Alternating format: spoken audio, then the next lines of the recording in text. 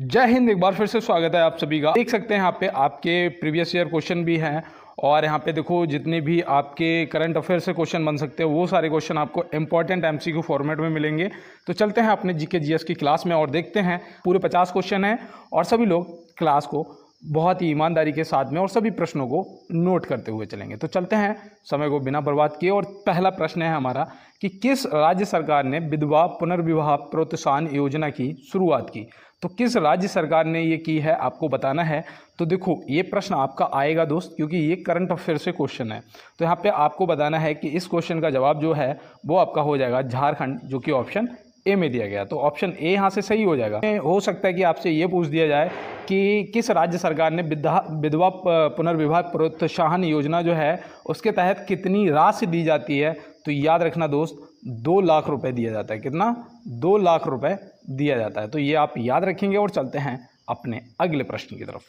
देखिए यहाँ पे दिया गया है कि भारत की पहली गोरिल्ला ग्लास विनिर्माण सुविधा कहाँ स्थापित होगी। तो गोरिल्ला ग्लास तो आपको पता ही होगा, आपके आईफोन में आता है ना, बहुत से फ़ोनों में आता है कि जो जिसपे टूटता नहीं है और स्क्रैच नहीं बनता है। तो गोरिल्ला ग्लास जो है ये विनिर्माण सुविधा है, कहाँ पर स्थापित की गई है। तो आप याद रखना ये तेलंगाना, ऑप्शन सी हो जाएगा यहाँ पे आपका सही जवाब। और देखो ये भी आपका करंट से है, इंपॉर्टेंट है। चलते हैं दोस्त अपने अगले प्रश्न की तरफ। और देखो आज की क्लास में आपको इतिहास से लेके करंट तक का सारे जितने क्वेश्चन आपके संभावित बन सकते हैं और जो आपके प्रीवियस जो पेपर हुआ था उसमें पूछे गए हैं सभी मिलेंगे क्लास के अंदर। देखो यहाँ पे दिया गया है कि पंजाब नेशनल बैंक की स्थापना कब किया गया था। पंजाब नेशनल बैंक की जो स्थापना है कब किया गया था। तो आप यहाँ पे क्या बताएंगे। आपका जो सही जवाब है वो हो जाएगा आपका 1894। 1894 ऑप्शन ए हो जाएगा आपका सही जवाब।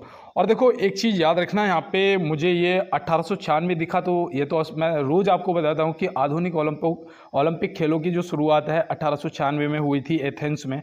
और देखो यहाँ पे ऑप्शन सी जो दे रखा है, ऑप्शन सी मैं आपको बता दूँ कि 1901 में नोबेल पुरस्कार की शुरुआत हुई थी। नोबेल पुरस्कार जो है इसकी शुरुआत हुई थी तो 1901 में। तो ये भी आप याद रखेंगे। और देखो पंजाब नेशनल बैंक की जो स्थापना है ये कहाँ पर हुई थी, हो सकता है आपसे ये पूछ लिया जाए, क्योंकि ये एसआई वालों के लिए तो इम्पोर्टेंट है ही दोस्त। तो आप क्या बताएंगे, ये 19 मई, देखो आप एसआई या कांस्टेबल किसी की तैयारी हो नोट कर लो, 19 मई 1894 को कहाँ पर हुई थी, लाहौर में हुई थी। कहाँ पर? लाहौर में हुई थी, जो कि अब पाकिस्तान में है। तो ये आप याद रखेंगे। और चलते हैं दोस्त अपने अगले प्रश्न की तरफ। और देखो मैं थोड़ा फास्ट इसलिए चल रहा हूँ कि आप सभी प्रश्नों को पहले तो नोट करें और जितना कम समय लगे 50 प्रश्नों को करने में उतना कम समय में इनको हम कर ले जाएं। देखो यहाँ पे दिया गया है कि नई संसद का उद्घाटन कब हुआ था। नई संसद का उद्घाटन आपको यहाँ पे बताना है। तो देखो जो हमारी नई संसद बनी है उसका उद्घाटन 28 मई 2023 को हुआ था। तो 28 मई 2023 मतलब कि ऑप्शन बी हो जाएगा आपका सही जवाब। और देखो मैं आपसे पूछता हूं कि इसका जो एरिया है वो कितने वर्ग मीटर में है। तो आप क्या बताएंगे, याद रखना है इसका जो एरिया है वो आपका हो जाएगा 64,500 वर्ग मीटर। ठीक है, 64,500 वर्ग मीटर। तो यहाँ पे देखो वर्ग मीटर सही है, मैं लिख नहीं रहा हूँ, आप याद रखना 64,500 वर्ग मीटर। ठीक है। अगर इस पे खर्च की बात करेंगे तो कितना खर्च हुआ था इसे बनाने के लिए, तो वो भी आप याद रखना 971 करोड़ रुपया। कितना? 971 करोड़। ठीक है, 971 करोड़ रुपए खर्च हुआ था। तो ये भी आप याद रखेंगे। तो चलते हैं दोस्त अपने अगले प्रश्न की तरफ और देखते हैं हमारा अगला क्या है। तो यहाँ पे दिया गया है कि हर्यक वंश के किस शासक को कुड़िक कहा जाता था। ये इंपॉर्टेंट प्रश्न है और ये लगभग बहुत ज़्यादा बार पूछा भी गया है कई पेपरों में। तो इनको आप एक बार नोट करना और देखना जरूर। तो इसका सही जवाब आपका अजातशत्रु हो जाएगा। क्या हो जाएगा? अजातशत्रु हो जाएगा, जो कि ऑप्शन बी में दिया गया है। तो चलते हैं दोस्त अपने अगले प्रश्न की तरफ। देखो यहाँ पे दिया गया है कि मगध की प्रथम राजधानी कौन सी थी। मगध की प्रथम राजधानी कौन सी थी। तो मगध राज्य जो था उसकी जो राजधानी थी प्रथम, वो तो थी राजगृह। राजगृह मतलब कि ऑप्शन ए हो जाएगा प्रश्न का सही जवाब। लेकिन ये प्रथम थी, उसके बाद जो बन गई थी वो कौन सी थी, तो वो थी आपकी द्वितीय पाटलिपुत्र। कौन सी थी? पाटलिपुत्र थी। तो ये आप याद रखेंगे। और चलते हैं दोस्त अपने अगले प्रश्न की तरफ। देखो यहाँ पे दिया गया है कि महावीर का जन्म किस क्षत्रिय गोत्र में हुआ था। महावीर स्वामी का जो जन्म है वो किस क्षत्रिय गोत्र में हुआ था। तो ऑप्शन वाइज जो यहाँ पे दे रखा है उसमें आपका सही जवाब जात्रिक ऑप्शन ए हो जाएगा आपका सही जवाब। और मैं उम्मीद करता हूँ आपने प्रश्न नोट किया होगा। चलते हैं अपने अगले प्रश्न की तरफ। देखिए यहाँ पे दिया गया है बौद्ध धर्म एवं जैन धर्म दोनों के उपदेश किसके शासनकाल में दिए गए थे। तो बौद्ध धर्म और जैन धर्म, तो देखो बौद्ध धर्म के संस्थापक कौन थे, महात्मा बुद्ध थे, ठीक है। और इसके जैन धर्म के वास्तविक संस्थापक पूछा जाता है जो कि आपको बताना है महावीर स्वामी। जो जैन धर्म के वास्तविक संस्थापक महावीर स्वामी और 24वें तीर्थकार, मतलब कि अंतिम और 24वें जो तीर्थकार थे वो महावीर स्वामी थे। और ये जैन धर्म के वास्तविक संस्थापक भी माने जाते हैं। और देखो बौद्ध धर्म एवं जैन धर्म से प्रश्न भी आएंगे और दोनों के जो उपदेश हैं वो किसके शासनकाल में दिए गए थे, ये भी प्रश्न इंपॉर्टेंट है, तो आप याद रखना। ये आपका हो जाएगा बिंबिसार। बिंबिसार मतलब कि ऑप्शन ए आपका सही जवाब हो जाएगा।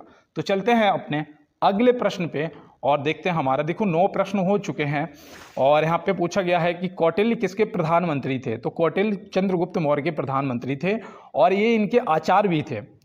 ये जो कौटिल्य या फिर आप बोल सकते हो चाणक्य या फिर आप विष्णुगुप्त बोल सकते हो, तो ये जो चाणक्य थे ये चंद्रगुप्त मौर्य के अध्यापक भी थे, गुरु थे। इन्होंने ही इन चंद्रगुप्त मौर्य को ऐसे समझिए आप कि जो सम्राट बनाया था वो पूरा का पूरा सपोर्ट इनके गुरु कौटिल्य का था। और इनकी एक पुस्तक है कौटिल्य की, जो आप याद रखना, अर्थशास्त्र, जो कि बिल्कुल राजनीति पे आधारित है, तो ये भी आप याद रखेंगे। और श्रीगुप्त जो है ये गुप्त वंश का संस्थापक था और अशोक जो था ये चंद्रगुप्त मौर्य का पोता था, तो ये भी आप याद रखेंगे। और देखो अशोक से कलिंग का जो युद्ध हुआ था उससे भी प्रश्न आते हैं, उनको एक बार देख लेना, बाद बाकी आप क्या करोगे। देखो 10 क्वेश्चन हो गए हैं, पहली बार कह रहा हूँ और सिर्फ क्लास में एक ही बार मैं कहूँगा, क्योंकि मैं देख रहा हूँ कि मेरे दोस्त लोग बहुत कम लाइक शेयर और सब्सक्राइब कर रहे हैं। लेकिन कोई बात नहीं है दोस्त, कहते हैं ना कि ना थके हैं पैर मेरे और ना ही हिम्मत हारी है, मैंने देखे हैं कई दौर और आज भी सफ़र जारी है। तो कोई बात नहीं है दोस्त, अगर आपको क्लास पसंद आए तो यार प्लीज़ अपने भाई की सपोर्ट के लिए एक बार क्लास को लाइक वाला बटन, थंब वाला बटन जरूर दबा देना और साथ में चैनल को सब्सक्राइब भी कर लेना। तो यहाँ पे देखिए दिया गया है कि मौर्य साम्राज्य में प्रचलित मुद्रा का नाम क्या था। मौर्य साम्राज्य में प्रचलित मुद्रा का नाम क्या था। तो ये देखो इंपॉर्टेंट है मेरे भाई, और आप याद रखना कि जो मौर्य साम्राज्य में क्या चलता था, पढ़।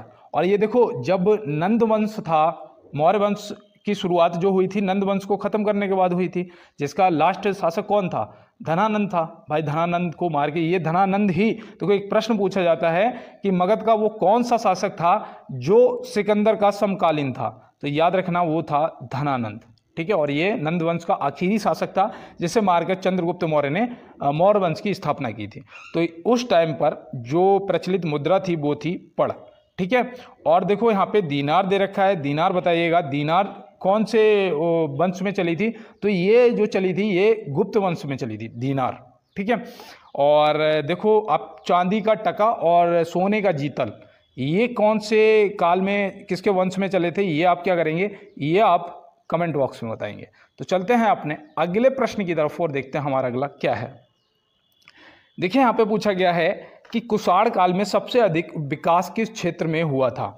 तो मैं आपको बताऊं, जो मैं आपसे कमेंट बॉक्स में कहने के लिए बोलता हूं उन सभी को मैं भी नोट करता हूं और क्या करता हूं अगली क्लास में, देखो जो कमेंट में बता देता है ठीक है, और नहीं तो नेक्स्ट क्लास में मैं बता देता हूं। तो इसलिए आप क्या करेंगे, आप मेरे साथ जुड़े रहिएगा और ज़्यादा से ज़्यादा यार चैनल को सब्सक्राइब कर लीजिएगा। देखो यहाँ पे कुषाण काल में सबसे अधिक विकास किस क्षेत्र में हुआ था, तो आप यहाँ पे क्या बताएंगे, आपका सही जवाब है वास्तुकला, जो कि ऑप्शन सी में दिया गया है। तो ऑप्शन सी यहाँ पे हो जाएगा आपका सही जवाब। चलते हैं अपने अगले प्रश्न की तरफ। प्रथम विश्व युद्ध कब हुआ था। देखो ये आपके पेपर में प्रश्न पूछा जा चुका है, तो आप बताएंगे कि प्रथम जो विश्व युद्ध है ये कब हुआ था। तो ये याद रखना आपका अगस्त 2014 से 18, इसका सही जवाब हो जाएगा। मैं तो ऐसे ही याद रखता हूँ 14 से 18, मतलब कि अगस्त में हुआ था, अगस्त 1914 से नवंबर 2018 तक, ठीक है। अगर आपसे द्वितीय पूछा जाएगा तो आप क्या बताएंगे, 39 से 45। ये जो ऑप्शन 2 में दे रखा है ये आपका द्वितीय विश्व युद्ध हुआ था, ये आप याद रखेंगे। और चलते हैं दोस्तों अपने अगले प्रश्न पे। मिशन इंद्रधनुष कार्यक्रम संबंधित है। ये मैं कई बार बता चुका हूँ। और देखो जितनी भी योजनाएं हैं और आपके मिशन हैं, ठीक है, कार्यक्रम हैं, इनसे संबंधित जो प्रश्न बन सकते हैं वो मैं आपको ज़्यादा से ज़्यादा कराने की कोशिश करता हूँ। यहाँ पे देखो आपसे पूछा गया है तो आप बताएंगे टीकाकरण से। किससे? टीकाकरण, जो कि ऑप्शन बी हो जाएगा। एक प्रश्न और पूछा जाता है कि मिड डे मील योजना कब प्रारंभ की गई थी? मिड डे मील योजना, जो कि आपने देखा होगा जो आपके प्राइमरी पाठशाला वगैरह होते हैं वहाँ पे खाना जो मिलता है ना बच्चों को, खाना मिड डे मील, उस योजना का शुभारंभ पूछा जाता है। तो आप याद रखना उसका 1995 में हुआ था। तो ये आप याद रखेंगे। और चलते हैं अपने अगले प्रश्न की तरफ। किस फल की खेती को विटीकल्चर के रूप में जाना जाता है? तो देखो हर जगह से आपको प्रश्न मिलेंगे, आज हर टॉपिक से अलग अलग प्रश्न मिलेंगे। तो यहाँ पे आपको बताना है किस फल की खेती को विटीकल्चर के रूप में जाना जाता है। तो विटीकल्चर जो है ये आपके अंगूर, ऑप्शन ए। और आप किसी भी एग्जाम की तैयारी कर रहे हो, आपसे विटीकल्चर, पोमोलॉजी, ठीक है, ये सारे आपसे पूछे जाएंगे कि कौन किससे संबंधित है। तो यहाँ पे दिया गया है कि 21 मई 2024 को फीफा का कौन सा स्थापना दिवस मनाया गया है? देखो 2024 का क्वेश्चन पूछ लिया है, मतलब कि ये आपके करंट का क्वेश्चन है, ये आपके लिए मोस्ट इंपॉर्टेंट है। अब यहाँ पे आपको बताना है कि 21 मई 2024 को फीफा का कौन सा स्थापना दिवस मनाया गया है। तो अगर आपको ये पता होगा कि फीफा जो है इसकी स्थापना कब हुई थी तो आप बहुत आसानी से बता देंगे। अगर नहीं पता है तो आप फिर नहीं बता पाएंगे। तो आपको मैं यहाँ पे बताने जा रहा हूँ कि देखो इसका 120वां स्थापना दिवस मनाया गया। 120वां का मतलब क्या हो गया आपका? इसकी स्थापना कब हुई होगी? तो इसकी स्थापना हुई होगी 1904 में। कब हुई होगी? 1904 में। अब इसमें आप क्या करोगे? 2024 को माइनस कर दो, 2024 से 1904 को माइनस करोगे, 120वां स्थापना दिवस आपका निकल के आ जाएगा। तो इस चीज़ को आप याद रखेंगे। और चलते हैं अपने अगले प्रश्न पे। देखो यहाँ पे दिया गया है किस राज्य में प्रधानमंत्री नरेंद्र मोदी जी ने पहली अंडर मेट्रो सेवा का उद्घाटन किया है? तो पहली, यहाँ पे देखो पहली है अंडर वाटर मेट्रो सेवा का उद्घाटन। तो ये आपके लिए very very most important question है दोस्त, और ये आपको नोट कर लेना है। और आज की क्लास में मैंने बोला है ना आपके लिए, आज की क्लास में नहीं, अब जितनी भी आपको क्लास मिलेंगी वहाँ पे आपको करंट से लेके हर क्वेश्चन जो आपके पेपर से संबंधित है, पूछा जा सकता है, मिलेगा। तो यहाँ पे आपका सही जवाब कोलकाता, ऑप्शन सी हो जाएगा, बिल्कुल सही जवाब। और मैं उम्मीद करता हूँ आपने नोट कर लिया होगा। चलते हैं अपने अगले प्रश्न की तरफ। देखो यहाँ पे दिया गया है कि तक्षशिला विश्वविद्यालय स्थित था। तक्षशिला विश्वविद्यालय स्थित था, तो ये कहाँ पर स्थित था? तो ये था पाकिस्तान, जो कि ऑप्शन बी में दिया गया है। तो ऑप्शन बी यहाँ से क्या हो जाएगा? आपका सही जवाब हो जाएगा। तो चलते हैं भाई अपने अगले प्रश्न की तरफ। देखिए यहाँ पे दिया गया है कि चरक किसके राज्य चिकित्सक थे? चरक जो हैं वो किसके राज्य चिकित्सक थे? तो ये कनिष्क के राज्य चिकित्सक थे। और देखो एक प्रश्न आता है कि रेशम मार्ग पर किसका कब्जा था? तो रेशम मार्ग पर कनिष्क का कब्जा था। तो ये भी आप याद रखेंगे। और चलते हैं दोस्त अपने अगले प्रश्न पे और देखते हैं हमारा अगला क्या है।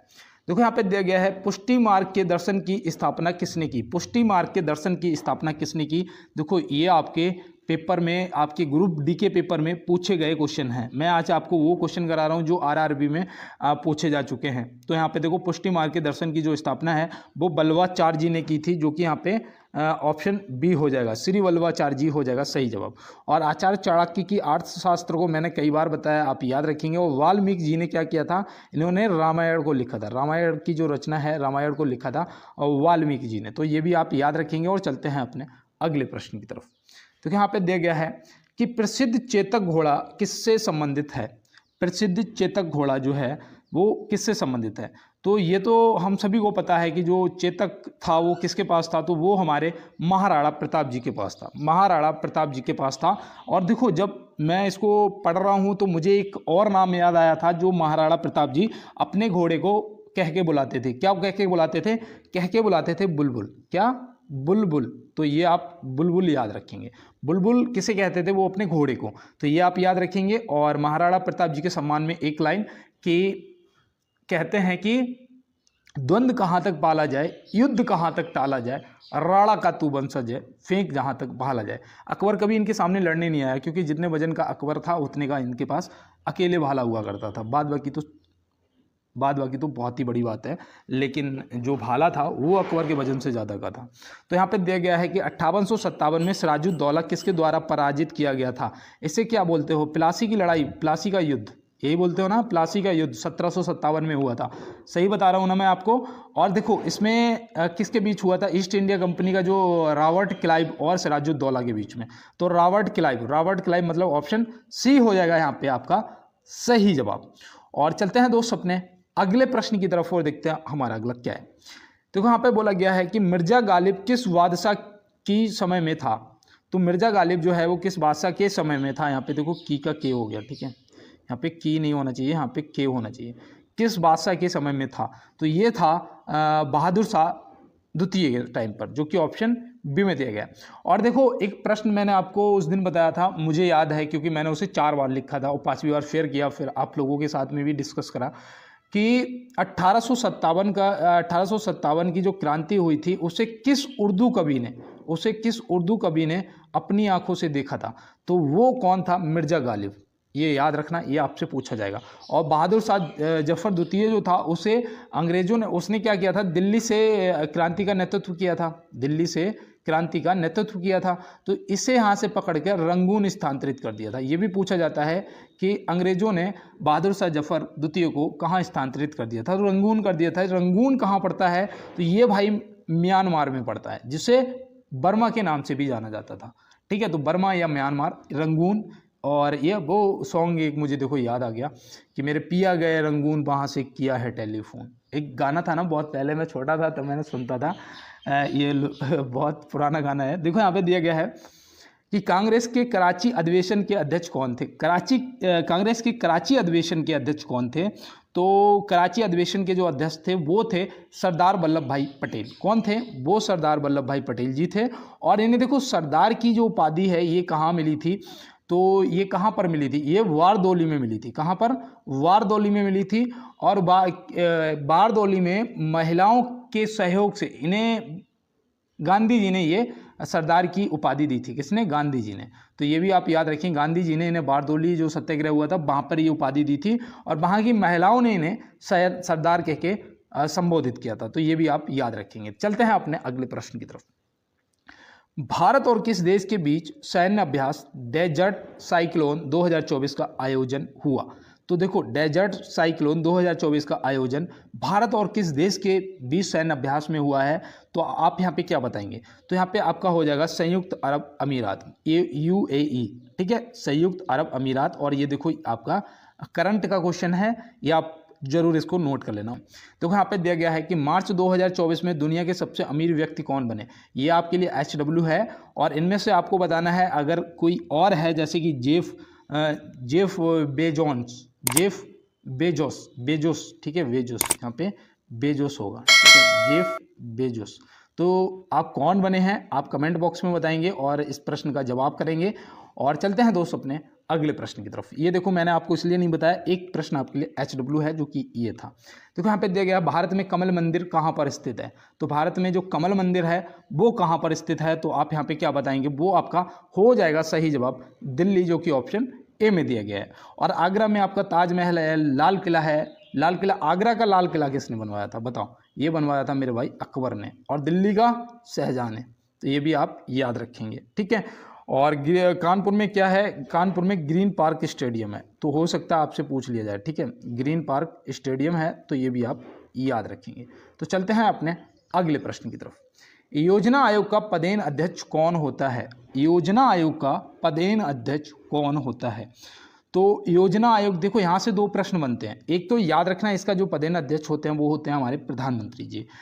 अब यहाँ से प्रश्न ये बनता है कि योजना आयोग का नाम बदलकर क्या कर दिया गया है। तो भाई क्या कर दिया गया है, नीति आयोग कर दिया गया है। तो ये आप याद रखेंगे क्योंकि प्रश्न पेपर के अंदर पूछा जा सकता है। तो चलते हैं अपने अगले प्रश्न की तरफ और देखते हैं हमारा अगला क्या है।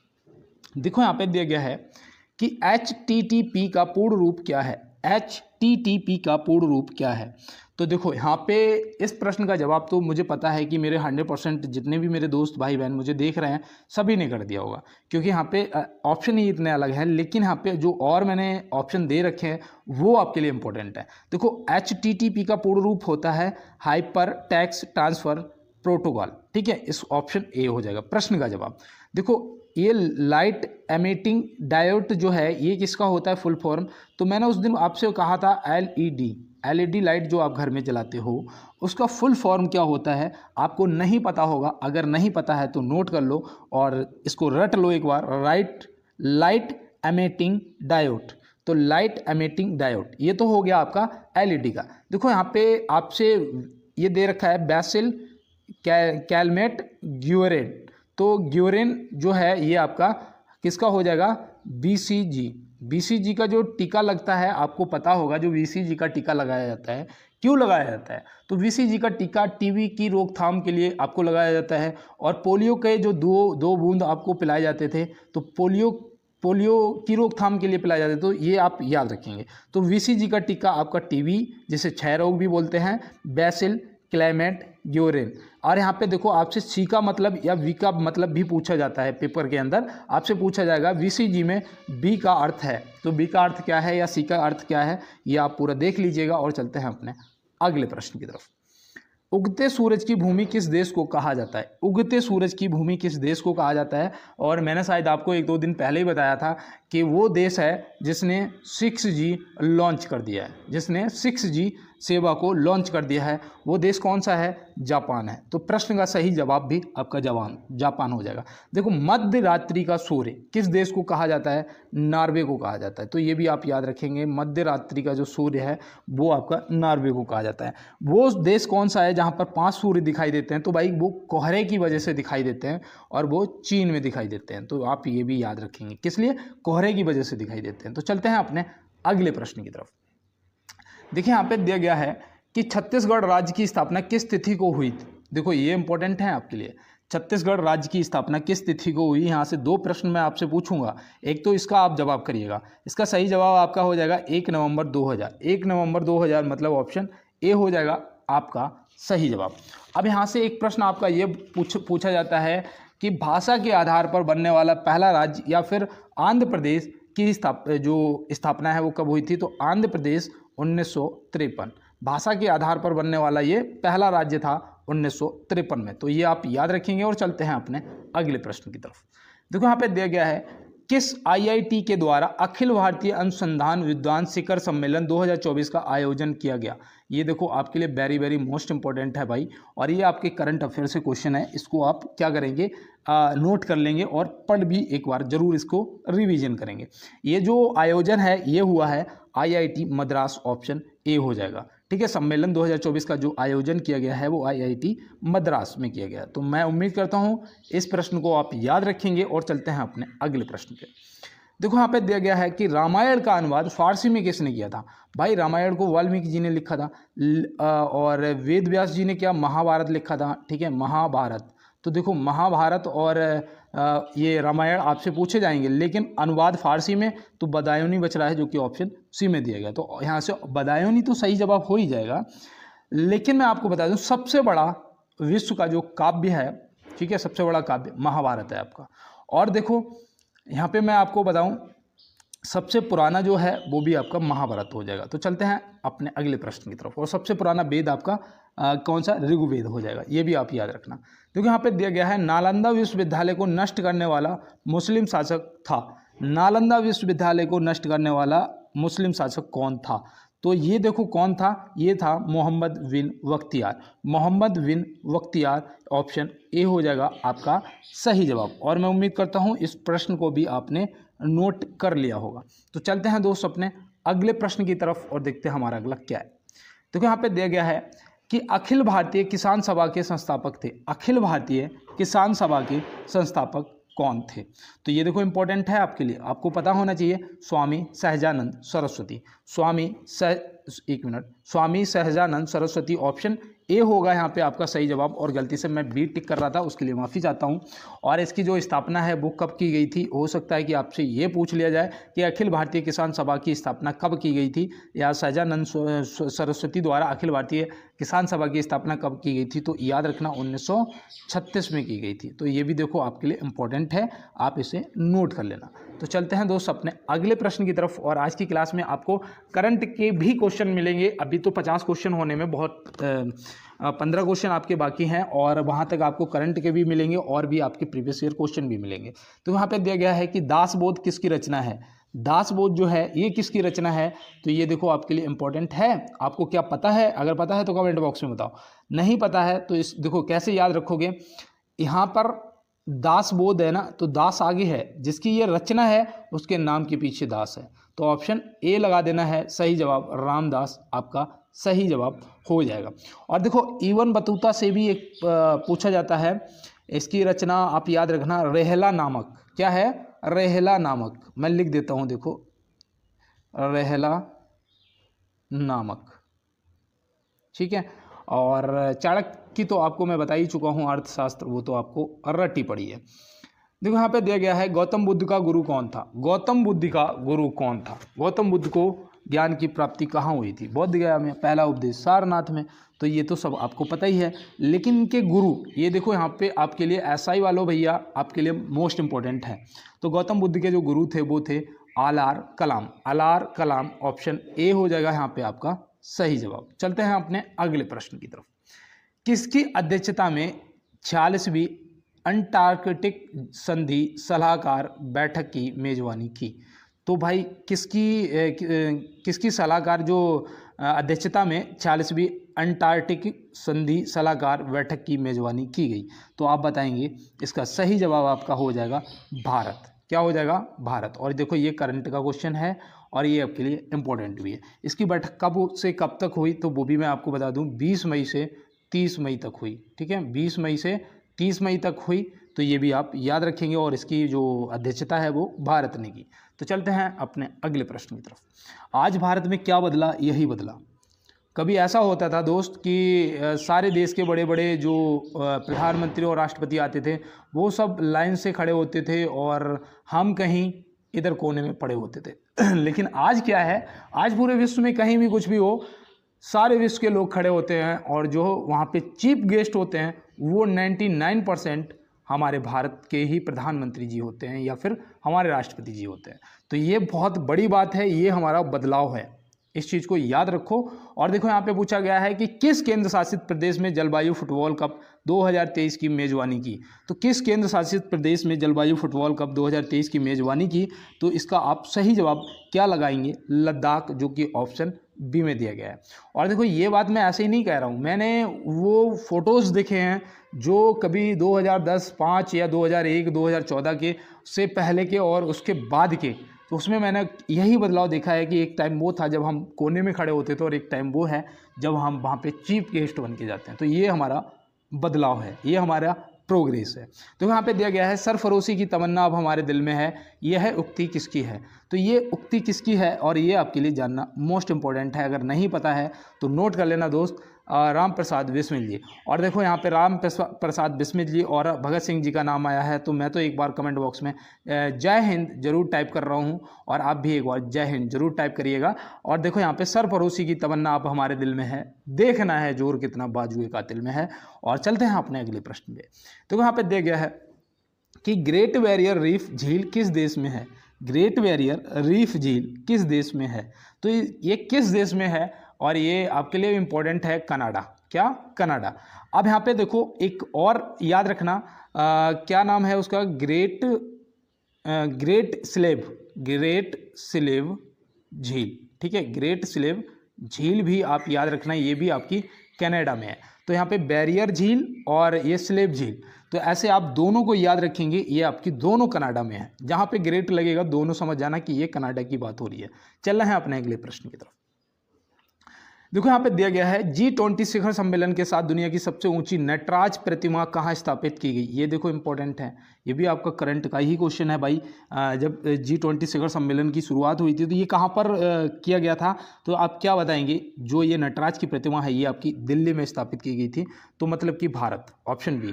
और यहाँ पे ऑप्शन में आपको दिल्ली भी मिल सकता है और भारत भी लिखा हुआ मिल, अगर देखो भारत के नाम दिए जाएंगे सारे ऑप्शन में तो आपको दिल्ली मिलेगा, और अगर विश्व के नाम दिए जाएंगे तो आपको भारत मिलेगा। तो चलते हैं दोस्त अपने अगले प्रश्न की तरफ और देखते हैं हमारा अगला क्या है। कौन सी विश्व की सर्वाधिक गहरी झील है? कौन सी विश्व की सर्वाधिक गहरी झील है, तो आप क्या बताएंगे? तो आप तुरंत बताएंगे कि भैया वो बैकाल झील है। और देखो मैं बताऊं यहाँ पे जो आपकी ये बान झील है ना, बान झील, ये क्या है? ये विश्व की लवणीय झील है, लवणीय झील, ठीक है, लवणीय झील। तो ये भी आप याद रखना, देखो लवणीय झील, तो ये भी आप याद रखेंगे, हो सकता है आपसे पूछ लिया जाए। और नील जो है ये सबसे लंबी नदी है, 6650 किलोमीटर इसकी लंबाई है, ये भी आप याद रखेंगे, आपके लिए जानना मोस्ट इंपॉर्टेंट है। तो चलते हैं अपने अगले प्रश्न की तरफ। एंजिल जलप्रपात किस नदी पर स्थित है? एंजिल जलप्रपात किस नदी पर स्थित है? देखो सॉरी, सबसे ऊंचा जलप्रपात है, आपको पता है एंजिल है, कहाँ पर स्थित है? वेनेजुला में है। कहाँ पर स्थित है? वेनेजुला में है। लेकिन क्या आपको ये पता था कि ये कौन सी नदी पर स्थित है? नहीं पता था, तो याद करो कैरोनी, जो कि ऑप्शन ए में दिया गया है। और देखो यहाँ पे ब्रह्मपुत्र दे रखा है, ब्रह्मपुत्र जो है ये चौड़ी नदी है सबसे, और यहाँ पे देखो आपको बता दूँ ये भारत की है। और देखो यहाँ पे इसकी जो लंबाई है ना वो है 2900 किलोमीटर। क्या 2900 किलोमीटर? हो सकता है ये आपसे पूछ लिया जाए, इसलिए मैंने आपको बता दिया। देखो यहाँ पे दिया गया है कौन सी विश्व की खारे पानी की झीलों में से एक है? इनमें से कौन सी है जो विश्व में खारे पानी की झीलों में से एक है? तो आप क्या बताएंगे? तो आपका सही जवाब मृत सागर होना चाहिए, जो कि ऑप्शन सी में दिया गया है। और आपको पता है जो जितना खारा पानी होता है ना, उस समुद्र में अगर आप उतर जाओगे ना तो डूबोगे नहीं। क्यों? बताओ क्यों? ये आप क्या करोगे? कमेंट बॉक्स में बताओगे। मेरे बहुत से ऐसे दोस्त हैं, मुझे पता है कि उन्हें पता होगा, लेकिन वो अपना समय इस पे देना नहीं चाहेंगे। लेकिन मैं ये चाहता हूँ कि आप एक बार कमेंट बॉक्स में अगर आपको पता है तो आप ज़रूर बताएंगे, ये मेरा भरोसा है। और जो भी मुझे बताएगा, एक समोसा, और सब्सक्राइब कर दो तो 2 समोसे। चैनल को सब्सक्राइब कर लो और कमेंट बॉक्स में बता दो भैया मैंने सब्सक्राइब कर दिया। नेक्स्ट क्लास में आपका वो जो आप बताएंगे कमेंट को भी लगाऊंगा, और साथ में आपको मेरी तरफ से 2 मानसिक रूप से समोसे दिए जाएंगे। देखो यहाँ पे भारत का दक्षिणतम द्वीप कौन सा है? दक्षिणतम द्वीप पूछा गया है। देखो ये गलती मैंने कर दी थी उस दिन। भारत का जो सबसे बड़ा द्वीप है, भारत का सबसे बड़ा जो द्वीप है वो है आपका मध्य अंडमान। जो दक्षिणतम है वो है आपका ग्रेट निकोबार, और सबसे बड़ा जो द्वीप है वो आपका मध्य अंडमान है। तो ये आप याद रखेंगे, और ये ऐसी गलती नहीं करना है पेपर के अंदर जो कि मैंने उस दिन टेस्ट में कर दी। तो जो दक्षिणतम आपका द्वीप है वो है आपका ग्रेट निकोबार, और जो सबसे बड़ा है वो आपका मध्य अंडमान हो जाएगा। देखो यहाँ पे दिया गया है कि प्रधानमंत्री नरेंद्र मोदी जी ने किस राज्य में तालाबीरा थर्मल पावर प्रोजेक्ट का उद्घाटन किया? देखो ये प्रश्न आपके लिए कितना इंपॉर्टेंट है, क्योंकि यहाँ पे प्रधानमंत्री जी ने किया है और थर्मल पावर प्रोजेक्ट का उद्घाटन किया है। तो अब यहाँ पे आप क्या बताएंगे? ये आपका हो जाएगा उड़ीसा, जो कि ऑप्शन ए में दिया गया, उड़ीसा हो जाएगा। और ये कब किया है ये भी, क्योंकि देखो इंपॉर्टेंट तभी है क्योंकि आपको पता होना चाहिए कि ये 3 फरवरी 2024 में किया गया है। कब? 3 फरवरी 2024 में इसका उद्घाटन किया गया है, इसलिए आपका ये जानना जरूरी है। चलते हैं अपने अगले प्रश्न की तरफ। देखो यहाँ पे दिया गया है कंप्यूटर के लिए प्रोग्राम को स्टोर करने का कार्य कौन करता है? कंप्यूटर के लिए प्रोग्राम को स्टोर करने का कार्य कौन करता है? और कंप्यूटर से एक कॉमन क्वेश्चन भी पूछा जाता है, अभी मैं बताऊंगा, पहले इसका जवाब कर लेते हैं, जिसे बोलते हो आप हार्ड डिस्क, जो कि ऑप्शन ए में दिया गया है। देखो एक पूछा जाएगा आपसे कि निम्न में से कौन सा हार्डवेयर, निम्न में से कौन सा सॉफ्टवेयर है? आपको बोल दिया जाएगा मॉनिटर, ठीक है, आपसे बोल दिया जाएगा माउस, आपसे बोल दिया जाएगा विंडो, और आपसे बोल दिया जाएगा यूपीएस। अब आपको यहाँ पे बताना है। तो देखो माउस, जो यहाँ पे माउस है इसे आप टच कर सकते हो, मतलब ये हार्डवेयर है। मॉनिटर है, इसे आप छू सकते हो, जो टीवी होती है ना वो मॉनिटर होता है, उसे भी आप छू सकते हो। आप जो माउस जिसे देखा हुआ चूहे जैसा पकड़ के चलाते हैं, 2 बटन होती हैं, राइट और लेफ्ट, और एक बीच में स्क्रॉल करने के लिए होता है, स्क्रॉल के लिए, तो वो भी आपको पता होगा। विंडो क्या होता है? विंडो प्रोग्राम सेट करता है, पढ़ता है कंप्यूटर के अंदर, ना कि उसे टच कर सकते हो। यूपीएस आपका, तो वो तो आपको पता है। सीपीयू, वो भी आपको पता है। तो यहाँ पे आप याद रखेंगे, तो इस तरीके से भी प्रश्न पूछे जाते। देखो मोस्ट इंपॉर्टेंट है यहाँ से, आज आप इस क्लास से, जो भी इस क्लास में लास्ट तक रहा, बहुत कुछ सीख के जाएगा। यहाँ पे पूछा गया है श्रव्य तरंगें किसे कहते हैं? श्रव्य तरंगें किसे कहते हैं? तो ये आपके लिए कितना इंपॉर्टेंट है, आपको शायद नहीं पता होगा। देखो श्रव्य तरंगें वो होती हैं, आपको पता होना चाहिए, श्रव्य तरंगें वो होती हैं जिन्हें हम सुन सकते हैं, जो कि 20 हर्ट्ज से 20,000 हर्ट्ज तक, जिन्हें हम, हमारे कान सुन सकते हैं, ठीक है, तो याद रखना। अब देखो यहाँ पे आपसे ये भी पूछा जा सकता है कि आवृत्ति जो तरंगें होती हैं वो कौन सी है। आवृत्ति, ये तो आवृत्ति वाली हो ही गई, ठीक है। आपसे आश्रव्य तरंगें पूछी जाएंगी। देखो आश्रव्य, तो आश्रव्य तरंगें जो होती हैं वो होती हैं 20 हर्ट्ज से कम, जिनको हमारे कान नहीं सुन सकते हैं। और देखो यहाँ पे आपको बता दूं, पराश्रव्य तरंगें होती हैं। पराश्रव्य तरंगें ज़्यादातर ये भी पूछा जाता है। तो पराश्रव्य तरंगें जो होती है वो 20,000 हर्ट्ज से अधिक की होती हैं, जिन्हें हमारे कान नहीं सुन सकते हैं। तो देखो, जिन्हें नहीं सुन सकते हैं 20,000 हर्ट्ज से ऊपर, मतलब कि पराश्रव्य तरंग। जिन्हें सुन सकते हो 20 हर्ट्ज से 20,000 हर्ट्ज तक, इन्हें आप सुन सकते हो, तो ये आपकी श्रव्य तरंगें होंगी। आश्रव्य तरंगें वो होती हैं 20 हर्ट्ज से भी कम, जिन्हें आपके कान नहीं सुन सकते हैं। तो ये आप याद रखेंगे, जिन्हें आप नॉर्मल तरीके से नहीं सुन सकते हो। तो यहाँ दिया गया है, राज्य की कार्यपालिका का प्रमुख कौन होता है। राज्य की कार्यपालिका का प्रमुख कौन होता है। तो राज्य की कार्यपालिका का जो प्रमुख होता है वो हमारे राज्यपाल जी होते हैं, जो कि ऑप्शन बी में दिए गए हैं। और चलते हैं दोस्त अपने अगले प्रश्न की तरफ और देखते हैं हमारा अगला क्या है। ये देखो इंपॉर्टेंट है, दिल्ली भारत की राजधानी कब बनी। दिल्ली जो है ये भारत की राजधानी कब बनी, तो 1911 में बनी थी। और स्थानांतरित अगर पूछेगा तो ये हुई थी 1912 में। कहाँ पर थी दिल्ली से पहले, ये थी कोलकाता में। तो ये देखो आप याद रखेंगे। और मिलते हैं नेक्स्ट क्लास में। और आज आपके 50 क्वेश्चन पूरे हुए। और सभी दोस्तों को मेरा जय हिंद, वंदे मातरम, भारत माता की जय।